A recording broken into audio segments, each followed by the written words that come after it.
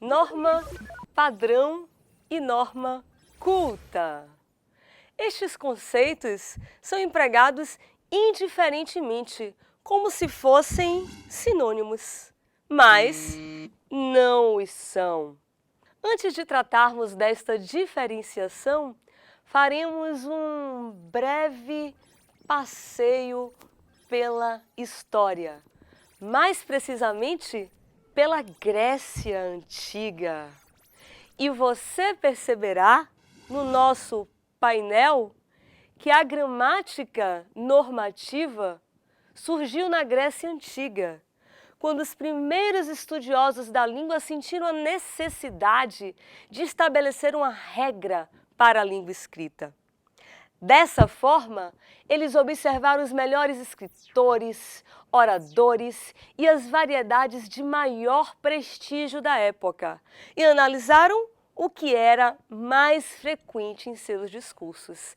Segundo Gilberto Scarton, observe no nosso painel, fala-se de uma venerada senhora, idosa, resistente ao tempo, aos vitupérios, aos desrespeitos, às difamações há 2400 anos.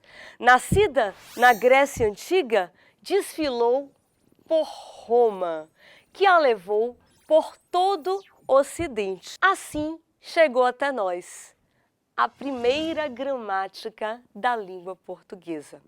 Vou ampliar um pouco a imagem para que você possa ler o título com a maior nitidez.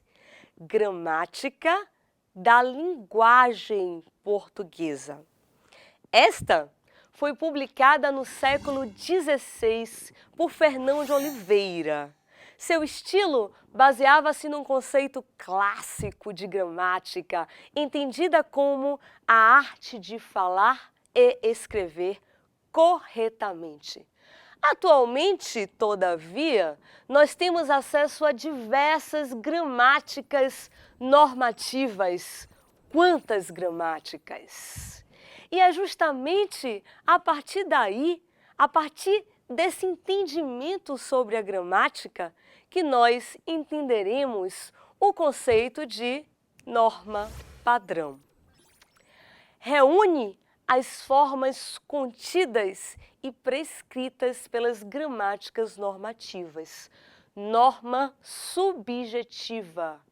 Ela está vinculada à escrita, principalmente de domínio científico. É o ideal de língua a ser seguido. Todavia, é uma língua artificial que ninguém fala, nem mesmo os professores de português, pois ninguém é um robô. Só você mesmo, hein, robô, para falar perfeitamente segundo as regras da nossa gramática tradicional. Que perfeição, robô! Nós, seres humanos, não temos esta perfeição. Em algum momento, por mais que nós sigamos as regras da tradição gramatical, nós cometeremos um desvio, por menor que este seja. Passemos agora ao conceito de norma culta. É a variedade de maior prestígio da língua, falada pelas classes dominantes, pelas pessoas escolarizadas. É, portanto, a norma que mais se aproxima do padrão. No entanto, a norma culta permite alguns desvios gramaticais. Observe no nosso painel. Tem livros na estante. Esta realização linguística não é permitida pela norma padrão, em que nós teríamos há livros na estante. Haja vista a regra gramatical que diz: o verbo ter somente deve ser utilizado para expressar posse, como em eu tenho livros. Observe que nesta sentença o verbo ter está expressando a posse sobre livros. Não deve ser utilizado em contextos existenciais, como em há livros na estante. Ora, por que este é um contexto existencial? Porque nesta sentença nós temos a seguinte informação: a existência de livros na estante. Logo, se é uma construção existencial, o verbo ter não pode ser empregado, e sim o verbo haver. Ora, mas o próprio Drummond, em sua poesia, cometeu este desvio gramatical, usando o verbo ter no sentido existencial. Observe no painel seguinte. No meio do caminho. No meio do caminho tinha uma pedra. Tinha uma pedra no meio do caminho. Tinha uma pedra no meio do caminho. Tinha uma pedra. Drummond não deixou de se comunicar plenamente. E, Drummond, você realmente se comunica muito bem em suas poesias. Usa perfeitamente a função emotiva, a função poética e consegue nos sensibilizar, independentemente de você seguir ou não as regras da gramática tradicional. Não é verdade? Parabéns, Drummond, por todas as suas poesias.